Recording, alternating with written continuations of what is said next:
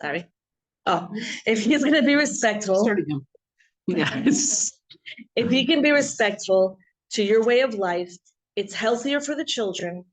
You know, and he was very respectful, and they had a beautiful marriage, and they had beautiful children, Baruch Hashem. And the children were Chabad, totally Chabad. All of them married Chabad, went on shlichus, fine. And this was an amazing thing, right? They had a what? No. There was a couple. They're not actually halachically married, but stay living together. You have a stable home. What? There was a couple in Minneapolis. She married a non-Jew. They had 4 kids together. They stayed together. He came to show, and he would always say that, don't count me. Everybody knew he's not Jewish. He was respectful. And eventually. And even if he didn't convert, right? Sometimes there's a value to not shaking up a child's world because of what? So it's a very complicated thing. I'm not saying go get married to a guy, right? Obviously that, right? Yeah. But if it would have been the opposite and your neighbor was a man. I don't know about that. Because that's a different story. Then the children are not Jewish. Right? It's a whole different story. But in this particular story, again, all these things are individual things. There's no one concept, which is a mistake we make, that there's one size fits all for shilas. And then, as we said last week, we think that there's one size fits all for tshuva, right? There isn't. It's each person's individual tikkun in their life. And the hard part is figuring out when I need to, quote unquote, be like everybody else and when not to. And for that, you need a lot of das chachamim, of people who know halacha, of people who are better in tune to Hashem's will. But the point that I want to make here is very often the Yetzer Hara gets us not in a direct way, but in a very, he uses our ego, right? Our ego of good to fan us and to encourage us to doing these things, which are, I really should tell her off because she should know, right? She should know what's right. And we can get that self, I have this, and in fact, there are places where we have an obligation to tell somebody off, right? When we see people talking in shul, the Shulchan Aruch says, the only mitzvah the Shulchan Aruch says, ligor bo, to yell at him, to tell him, stop, you're hurting people, you're killing people. Yes, we have actually in the middle of shul, but then you're talking. So right, that I would say but you can say shh in a very aggressive shh, right? Okay, Let's practice aggressive shushing. Aggressive. We all know what aggressive shushing is, right? You're embarrassing. And the Shulchan Aruch says you're allowed to embarrass someone who talks in shul. The only mitzvah you're allowed to do that to is somebody who talks in shul. The Shulchan Aruch tells us orbo, to tell him, to make sure he understands. Now, I know I've been in that situation, many times, and all of a sudden, pitam, I'm shy to tell somebody off, right? And I think to myself, wow, that's exactly the Yetzer Hara. Here is a place where I don't want people to think that, I'm, the old lady who shushes everybody. Yes, we need to be the old lady who shushes everybody, not because it's a pashat, a mitzvah. Yeah. During the Torah week. Yeah, during everything, yes. You're talking for specific case or in general? What? In general, no talking in shul. When a person talks in shul, they bring dinim on every single person in the shul. Yeah, but you can do it in a different way. What, for example, I can come to people and I smile to them. Right. And they stop talking. Halavai, you have a good, gentle way. If I'm aggressive, they will talk twice as much. I shared with some of you a couple months ago that I was in a show and there was so much talking and I kept saying shh, I was outnumbered. I mean, everybody was outnumbered. And actually the Rav of the shul just picked up and left. Now you would think that would have changed things, but unfortunately it didn't. And it was just blah, blah, blah, blah, blah, blah, blah, blah, blah. People are not aware of it. So are you allowed to? So 1 second, you're waiting so long. So Penelope Krieger, who made this Yoman, she comes here often.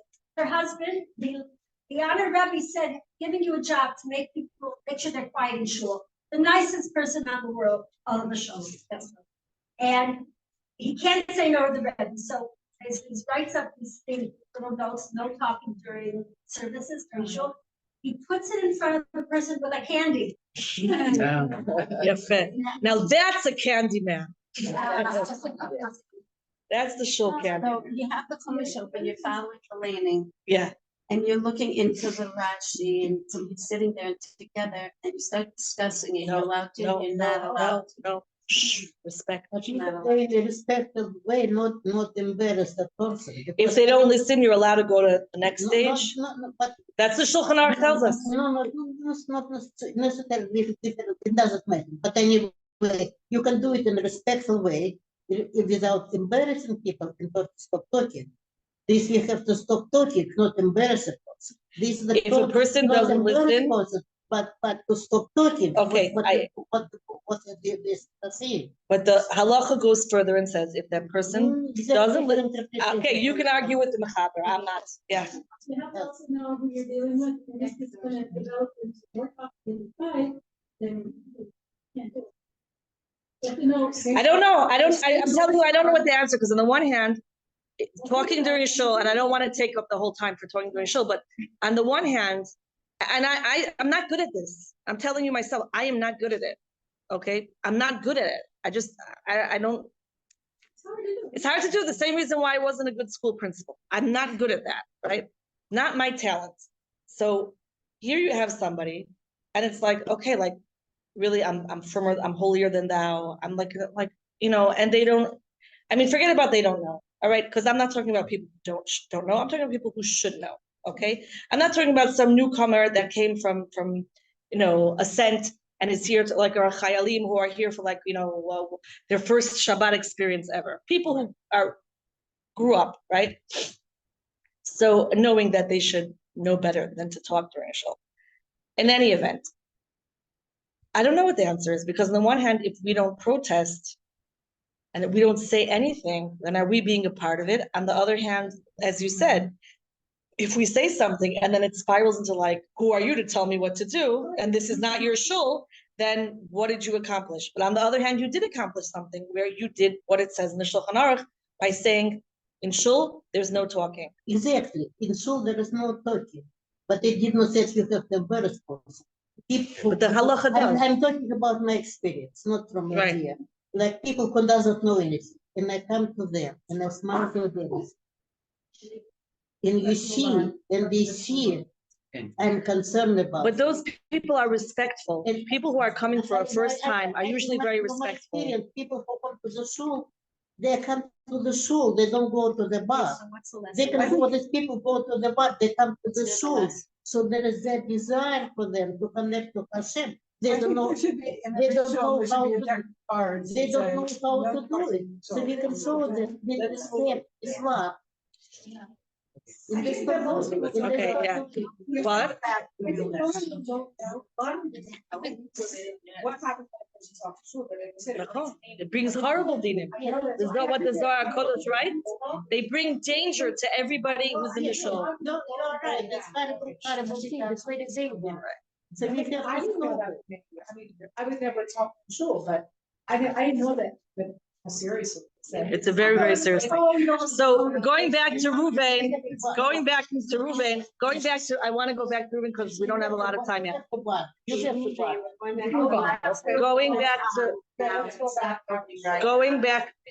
We'll pretend it's shul. Going back to Reuven, and that it's that feeling of, I am going to do what's right. And sometimes, and not sometimes, we need to check to make sure what we're doing right. So somebody who led a life, let's say, of, this, making all of these, living a life of justifying things, right? So, So, 1 second. What yeah, was oh no.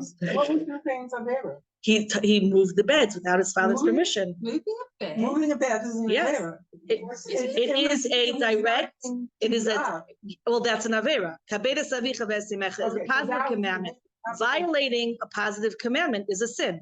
Okay, but the error wasn't moving the bed, it was not Violating his his father's father's- honor That's is what a very was grave sin, right? It's in the top 5. So here he is, and he's in other words, he's taking matters into his own hands and positive that he's doing the right thing. Because he thought he was doing kibbutz. Because he, kibbut amen, and also that his father was wrong, right? Meaning that his father is dishonoring his mother, and that insult was inappropriate, right? And so I'm correcting my father's wrong, which is also a form of sinning in kibbut avein. Okay, in of. So but it's halacha. It shall not be done. It's halacha to shall be lea. It's a halacha. I don't understand. No, I can't understand. Like because There wasn't any halacha about that. is yet. it halacha that when Rachel died, it would be only Leah? Is it No, that's not the halacha. But Yaakov made a decision, and his son went and said, "No, you're wrong, okay, no. and I'll change it." No, So, but what was Reuven's transformation? Right, his act of Tshuva was that he tried to save Yosef from being killed by his brothers. Which what does he suggest there? Right, he goes and he says, let's instead of killing him, let's put him in a pit and we'll sell him. Right now, you might think like, wait a second, that doesn't sound like such a great, but he actually understood who he was talking to. And if he would have said, I'm going to save him, right? He knew that no one would listen to him. So let's put him into the pit. And his plan was, I'll come back later and save him. Because if I start now, they're going to kill him right now on the spot. Okay. So this is Reuven using his sense of responsibility and leadership, or attempting to rescue Yosef and to reverse his previous actions of, in other words, using his thinking he's becoming overly responsible for his mother's honor and therefore defying his father. Okay, so he's transforming himself instead of being somebody who is now going to justify himself, right? He is now going to take action and be responsible in a way which is saving a life and being appropriate. Okay, so the Rebbe Rashab says this is the koyach of Tshuva. And again, we're all trying to figure out and make our own pattern of Tshuva. A little bit of this, a little bit of that, our own recipe, our own unique flavor. So the idea of Reuven is transformation, that I have been using something that Hashem gave me in the wrong way.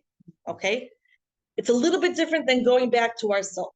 It's I have something, I have this obligation of responsibility, or I have a certain talent, or I have a certain koyach, right? And I've been using it in the wrong way. I'm now going to transform it and use it in the right way, okay? Using a previous opportunity which yielded failure and using it for repair, okay? And actually leadership, okay? Assuming responsibility in a place where he wasn't responsible. Okay, so that was number 4. Okay, number 5. We're going to take from the Tzfat Emet, one of the Ger Rebbes, I think the second one, that Tshuva is a continuous journey. Okay, so far we've kind of pinpointed most of the Tshuvas, types of Tshuva, the first 4, into like more specific actions surrounding different events or surrounding one's soul. And the Tzfat Emet is saying Tshuva is an endless process. Okay, and who are we going to look at? We're going to look at Yaakov Avinu. Yaakov's entire life could be viewed as a continuous journey of Tshuva, from his struggles with Esav, from maybe before he was born, right? To his time with Lavan, right? To later with trials with his children. Yaakov was constantly refining himself and seeking closer to Hashem from different angles, to the point where when he fights with the angel, he gets a new name, right? He's not Yaakov anymore. He's Yisrael, okay? So it's not a one-time thing. In other words, Tshuva is not only making up for what we did bad, or, like the Alter Rebbe said, or what the Rashab said, transformation, or what Rabbi Nachman said, from joy, or gapping the closeness, all right? What did Rabbi Nachman said, doing Tshuva from joy, right? Or gapping the closeness. But this type of tshuva that the Tzfas Emes is talking about is called like the evolution of the soul, where a person is constantly evolving into being more and better. Okay. Now, in fact, Rabbi Nachman also talks about this in another place, but right now we're going to take it from the Tzfas Emes, just so that we can have 10 different stops with everything. Okay. So being that tshuva is an ongoing process and it's not a one-time event, right? And we could trace that within Yaakov. His constant struggle yields a better and more refined Yaakov.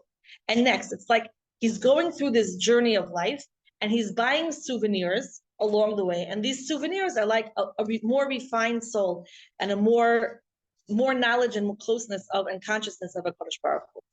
Okay, it's not about retracting and and fixing. It's about evolving. Okay. So number 6, Rav Elimelech Milezensk.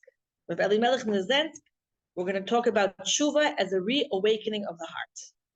And we're going to look at Chana. Now, what does it mean, the reawakening of the heart? And this is something I think we all relate to very closely.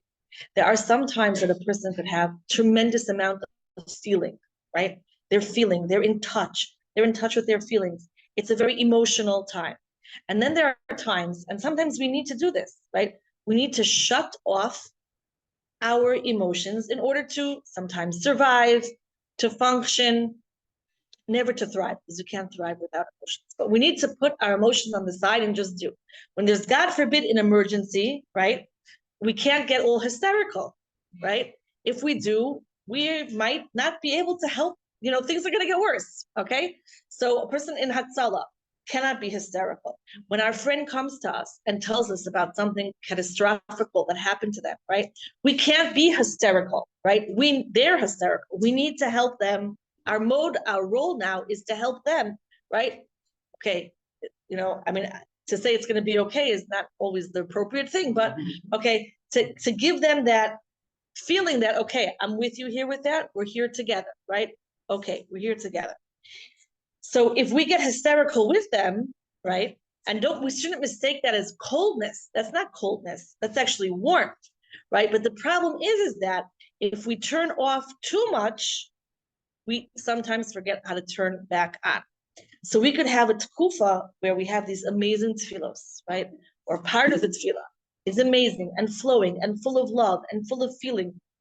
And then we could have a tefillah where all of a sudden, like, I'm in the middle of Osa Shalom and I'm not sure exactly how I got here, right? Okay, so we learn from Chana how to turn back the heart on. And this is what Rav Elimelech Milezensk tells us Tshuva is.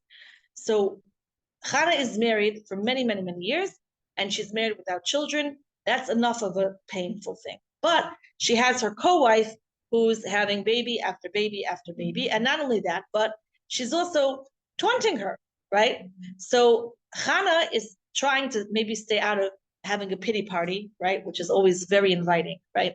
And she's trying to stay out of this, but she can't. Why can't she? Because Penina is purposely, and again, here's another example of somebody who had good intentions, right?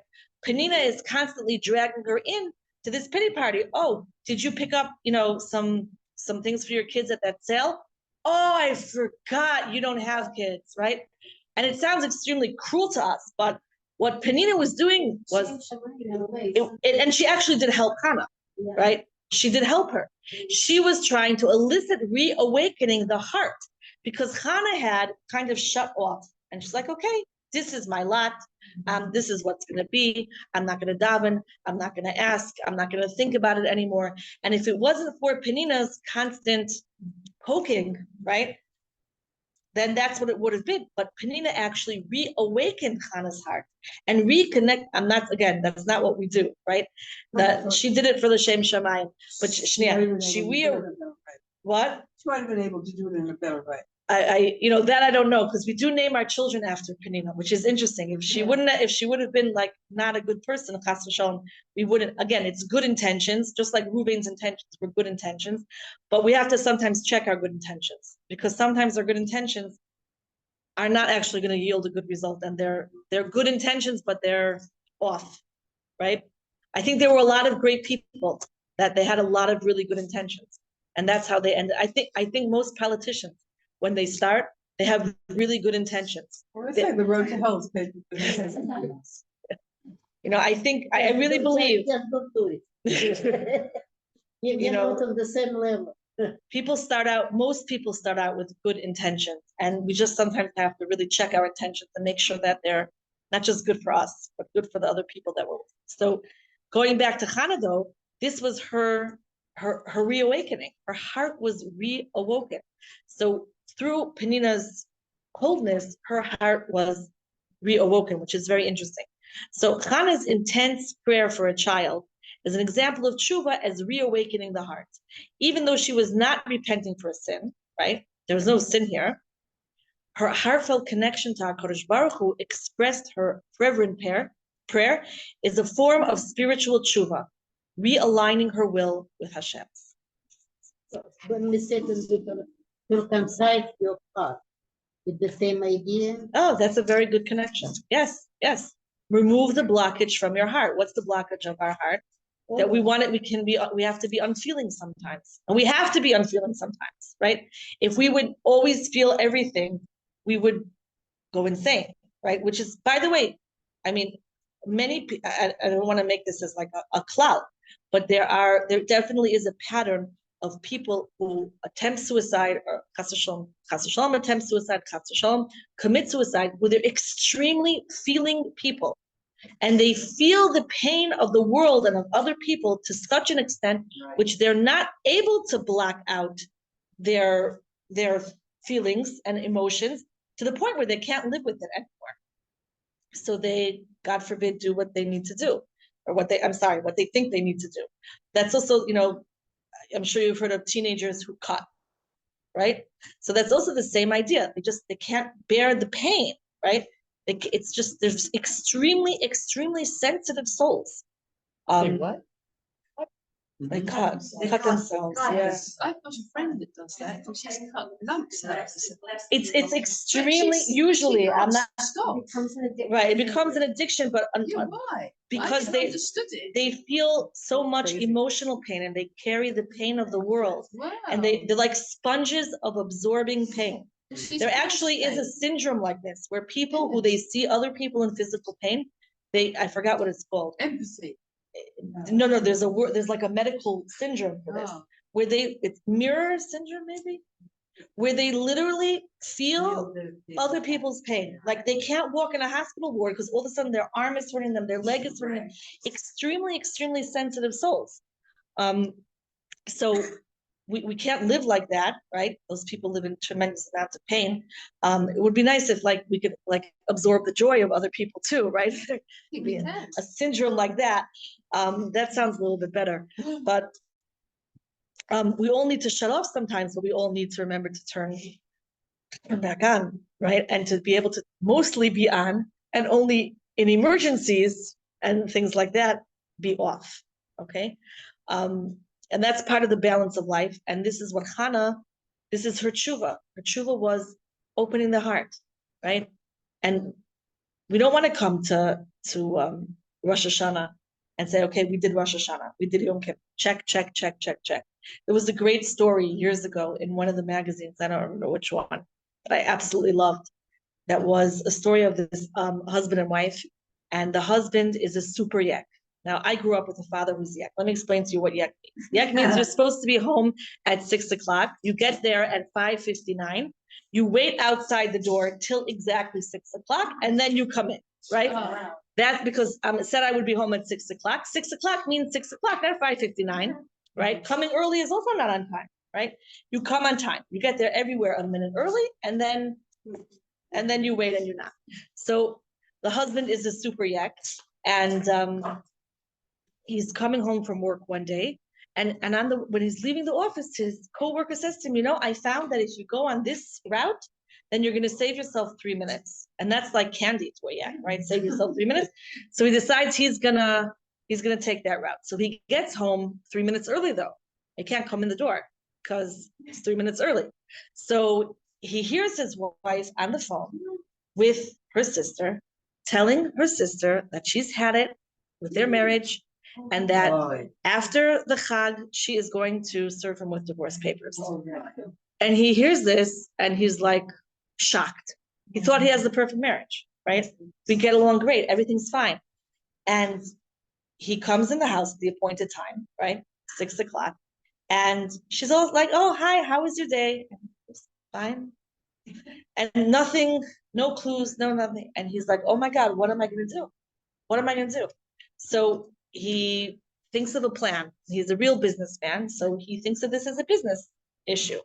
And he makes an Excel spreadsheet of everything he should be doing to please his wife and make up with her, right? So he's going to call her during the day. He's going to leave her a present. He's going to pick her up chocolate on the way home and buy her flowers for Shabbos and help clear the table. He makes himself a whole checklist of everything, what he needs to do every day.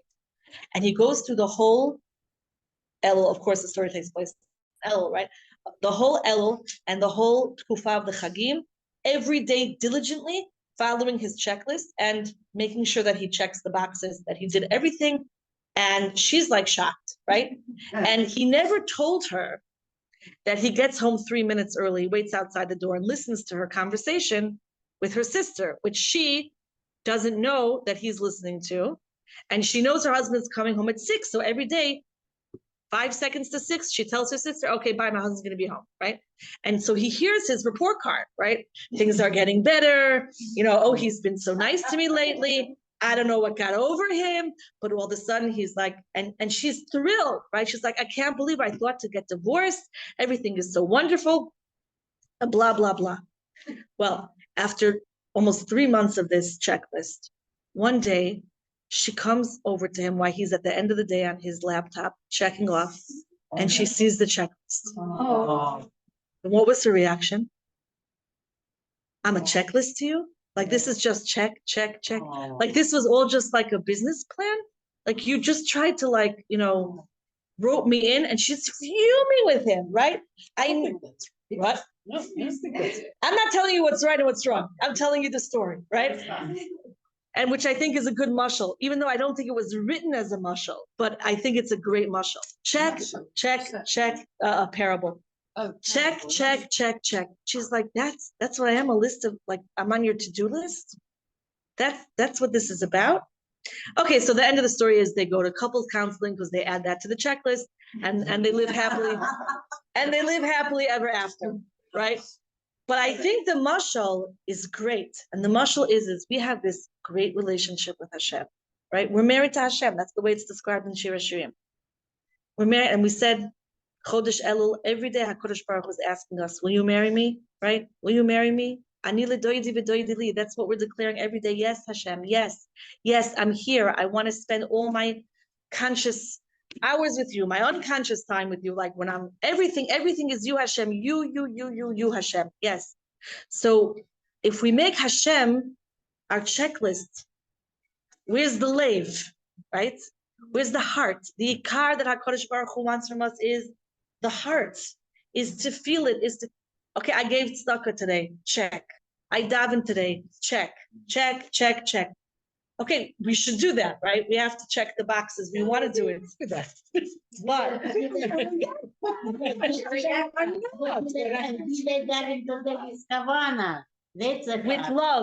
with love, with feeling, even if sometimes it's anger, right? Right? Even if it's Hashem, I don't understand. I'm frustrated, right? I have questions. Even if it's sending it's where's our emotion. Bebeis Elokim nelech berogesh. David HaMelech tells us. How do we come to daven? With rogesh, with feeling. So I'm talking to myself now, okay? That it's sometimes, we have this to-do list. Yom Tov is coming. Rosh Hashanah is in how many days? 17. 17. And this year it's 3 days. Our past is catching up to us, right? We're having a walk down memory lane of Chutz La'aretz 3-day Yom Tov. Yeah. Okay? Which we'd rather not. So I was telling somebody reasons. Only Shavuos. I was telling somebody reasons to make Aliyah. And I said this year, 3-day. 3-3-3. Yes. That That should be Nefesh B'Nefesh banner. something like important, like we're supposed to recite Psalm 27 every day. So what I do now, before I daven, I recite Psalm 27 and feel, and it's so helpful. The whole daven, it's such a great tool. Just recite it as if it was kavan, and then daven it again. And Okay. 26. So this is what Hannah's Tshuva was all about, was opening up the heart, getting it flowing again, getting it pumping. And in fact, the pasuk describes, in Mishlei, describes Rosh Hashanah as pachad v'rachav bilvavech, fear and expansiveness in your heart. Now that's a contradiction, right? Because fear causes a person's heart to contract. Joy causes expansiveness. Rosh Hashanah is the day of the heart. It's also the day of the head, right? The head is the ikar, but it's also the day of the heart. The day of the heart was that to feel sadness, to feel joy, to feel fear, to feel, right? Rosh Hashanah is a day of the heart also, not just the head. And it's a day of feeling and of really saying, Hashem, I don't want you to be my king in every single aspect of my life because that's what I'm supposed to do. And that's what I was supposed to say. And because I want a better year than I had in the past year. But because I want to be here. I love you, Hashem. That's a whole month we're getting ready for this. It's a month of love. It's a month of heart. It's the month of the zodiac is the Bitulah, the Virgo, right? The young maiden. It's everything about Chodesh Elul is to bring us, to get us ready for Rosh Hashanah, to feel that love and to have our hearts open. And of course we read for the Haftarah, Chana, right? Who is the example, as the Noam Elimelech says, of someone who opened their hearts and let their hearts come back, right? So we need a defibrillator to get us back into the swing. It just.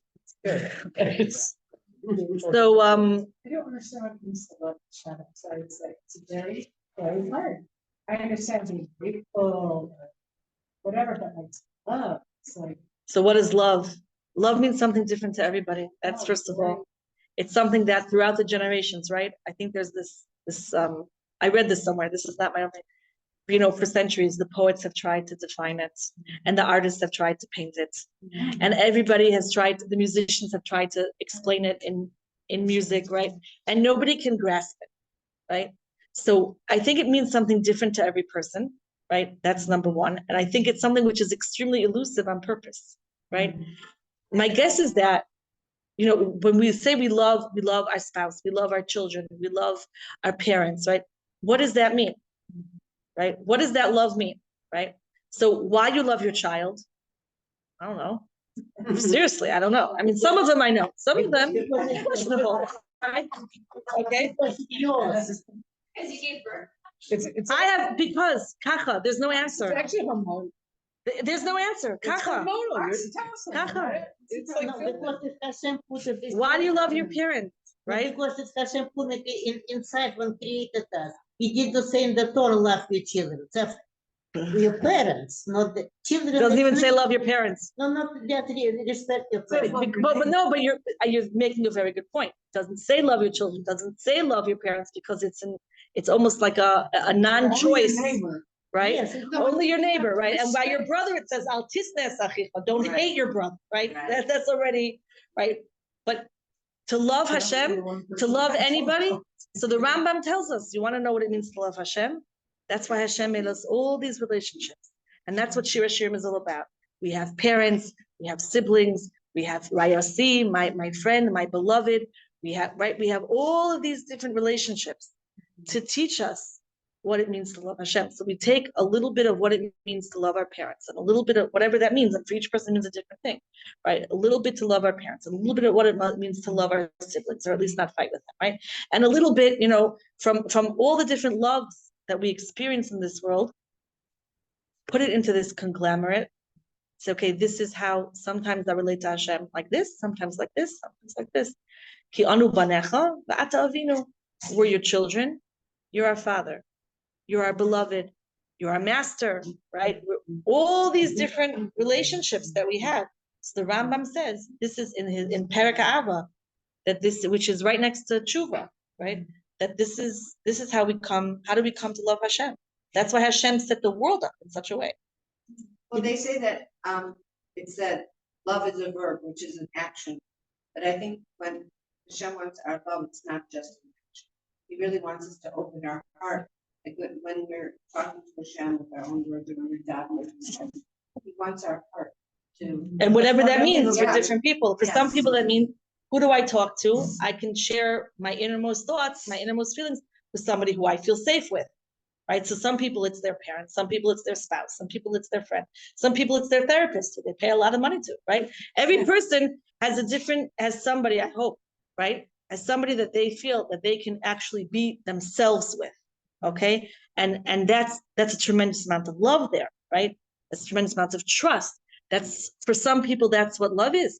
For some people, love is that people that they are give, right? That I get. right? Meaning I need to feel, what does it mean to feel loved? That I have my needs taken care of, right? That's love. The love languages. The 5 love languages, yeah. By the way, there's a psychologist who rewrote the 5 love languages with Gary Chapman's permission and with him in a Frum format.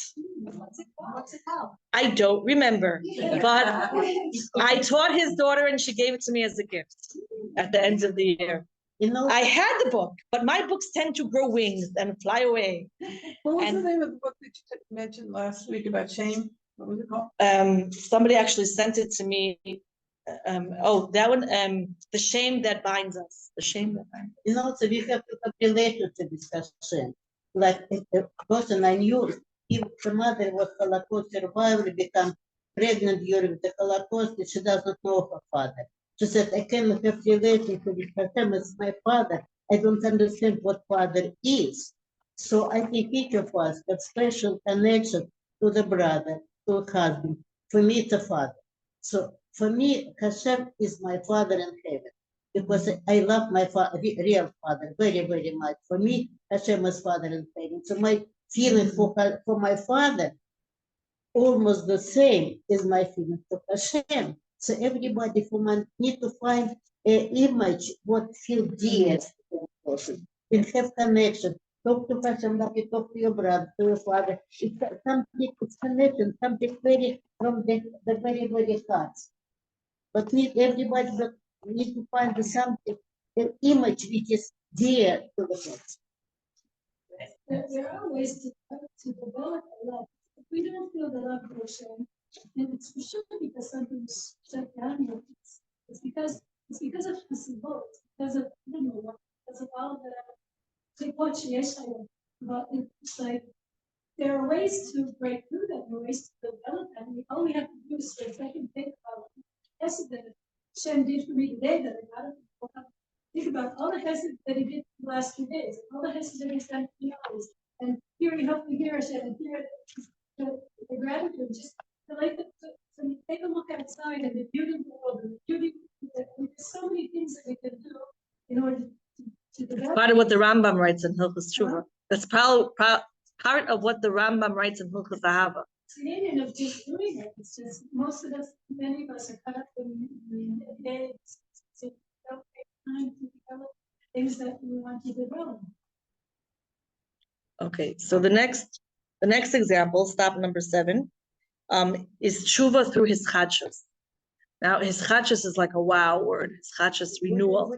What was that word? Tshuva through renewal, through his Yeah, but the other chadshus. funny word. What was that other thing you His said? chadshus. What? His chadshus from Lashon Chadash.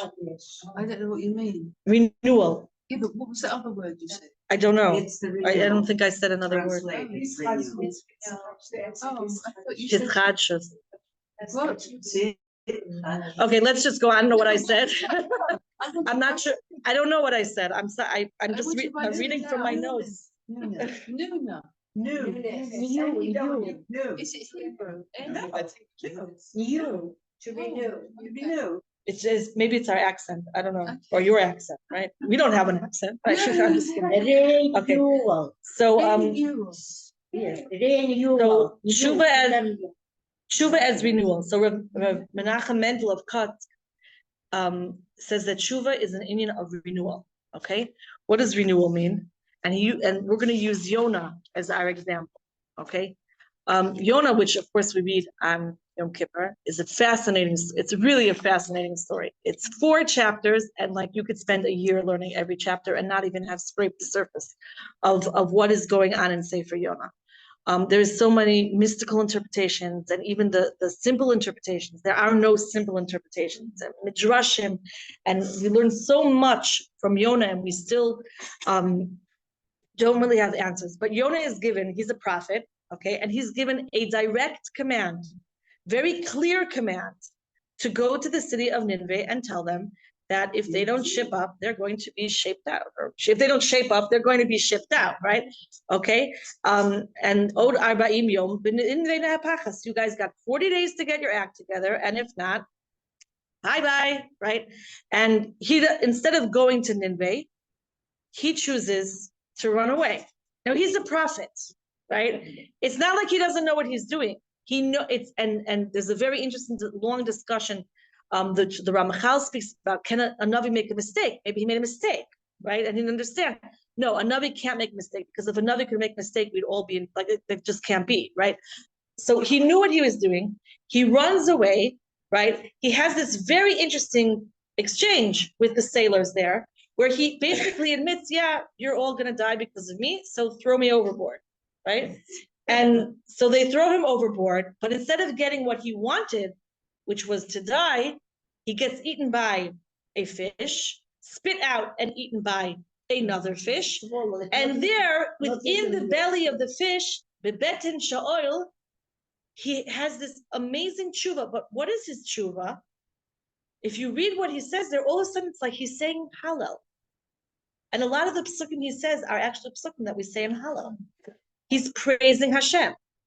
So he doesn't say to Hashem, it's interesting, his tshuva. He doesn't say, okay, chatasti ivisi pashati, I sinned, I should have gone to Nineveh.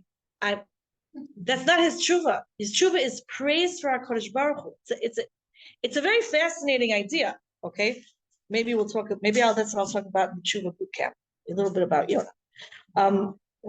So he renews himself, okay? What is this renewal? This renewal comes through praise. He is setting the restart button, and then he gets spit out onto the shore, and then, okay, now go to Nineveh. And what does he do? He goes to Nineveh. Now, the Rambam tells us that Toiv v'yashar Hashem al kein yorech hatoim badar. It's a pasuk from Tehillim. Hashem is good, and Hashem has our best interest in mind, and therefore he's going to teach the sinners the way to go. And the Rambam explains, what does this mean in Hilchos Tshuva? And he says, what is Tshuva Gemura? What's complete Tshuva? Complete Tshuva is that we made a very poor judgment call, a bad judgment call. We sinned. And HaKadosh Baruch Hu gives us another opportunity. It's the same script, right? But different actors, different scenery. It's somehow disguised in a different way, but the essence is the same. And we have the choice to choose again. If we choose the high route, right? We choose the Derech Hashem, the way of God, then we have this instant renewal, right? We have renewed ourselves. We set the reset button. Now, if we notice in our lives, think about patterns in your lives, patterns of constantly being encountered with difficult people, right? Of constantly, wherever I move, doesn't matter where, I always get into a fight with my neighbors, right? So what's my solution to that? Move again, right? Okay, but really, what is Hashem doing for us? Hashem is saying, okay, What's the solution? move. And that was a joke, right? I have to label I'm very sarcastic sometimes. I have to label my jokes, right? That was a joke. Right, what's the real solution? The real solution is to say, wait a second. If this keeps happening to me, not why does this keep happening to me? Why do people keep doing this to me? But where's my part in the fact that this keeps happening to me, right? How do I find myself? Why do I find myself again in the same place, right? I don't know, for a while I felt like I got into all of these, like I ordered things or bought something, and it kept being that like I got shortchanged or I was cheated, and I'm like, so I could be very angry at this person and this person and this person and this person and then I have to ask myself, 1 second, Hashem is putting me in the same situation again and again. Why? What am I supposed to learn from this? Where is my place in this to do tshuva? Where could I somehow understand why I'm constantly being challenged with this again and again, right? And when we start thinking along those lines, this is called reset, because we've now just completely pressed the reset button. We're no longer in that endless cycle of getting into a fight with our neighbor or getting into a fight with whatever, or our coworkers, a boss, whatever it is. But we've now reset and could have different challenges. But we made the right choice. We were able to see above the cycle, blaming everybody else, and move on. Okay, so this is the tshuva of Yonah. Yonah gets spit out, right? And he gets the new command, go to Nineveh, take 2, and he doesn't want to go, right? He does not, we shouldn't think for a minute, he did not want to go. And even after he went, he did not want to be there, right? He was sad after he went to Nineveh. He was sad after Nineveh did Tshuva, but he did what Hashem asked him to do. He made the higher choice when he was given, again, another opportunity, take two, right? This is also the hallmark of Rabbi Akiva, right? We're using examples from the Torah, but Rabbi Akiva, who everything about Rabbi Akiva is, let's do this again, second chance, okay? We're going to take two, okay? As we know, Rabbi Akiva lost all of his Talmidim. He lost all of his Talmidim, and so what would an ordinary person do, or even a super amazing person do? Pack up, right? Right, okay? If somebody, God forbid, gave parenting classes, and they had 18 children, right? And all 18 children ends up being mafionerim, gangsters, and criminals, right? All right, the chances are is that it would be quite embarrassing, and that person would just, pick a different topic to talk about than parenting, right? Even though, by the way, it might not have anything to do with the parenting. Okay, everybody has free choice too. Okay, it's not like that, but that was just a theoretical example. So Rabbi Akiva, his whole banner was his students passed away. Even a superhuman, right, an amazing person, super special, would hang out the sign, closed for business, and go retire, right? Nice caves around here, lots of caves, right? Pick a cave, hang out there, and learn Torah for the rest of his life. Not Rabbi Akiva.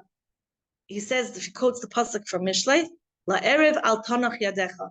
Plant seeds when you're young, and when you're in the evening, don't let your hand rest. And he took his 5 Talmidim, and he started again, right? And by the way, Yom Kippur is all about Rabbi Akiva. Yom Kippur is the yard side of Rabbi Akiva. We start Yom Kippur by saying, Or Zarua Latzadik Uli Yishrei Lev Simcha. If you take the first letters, the last letters of the first words and rearrange them, it spells out Akiva. It's a hint to Akiva. And at Ne'ilah, we scream at the end of Ne'ilah, Shema Yisrael Hashem Elokeinu Hashem Echad. This is the time that Rabbi Akiva was being burned alive and shouted out Shema Yisrael Hashem Elokeinu Hashem Echad. And we fill Yom Kippur, not this year we're only going to say it once, but usually Yom Kippur, we fill Yom Kippur with saying Rabbi Akiva's tefillah of Avinu Malkeinu, right? This year Avinu Malkeinu falls on Shabbos. Yom Kippur falls on Shabbos, and therefore we only are going to say Avinu Malkeinu at Ne'ilah. But that is the Nusach, Avinu Malkeinu, that is Rabbi Akiva. It's a whole day is about Rabbi Akiva. The whole day is about reset, is about Zehu. Hashem, help us to choose right the next time, to do Tshuva Gemura, not to fall back into the loop. So we'll continue with number 8, Bezrat Hashem, next week.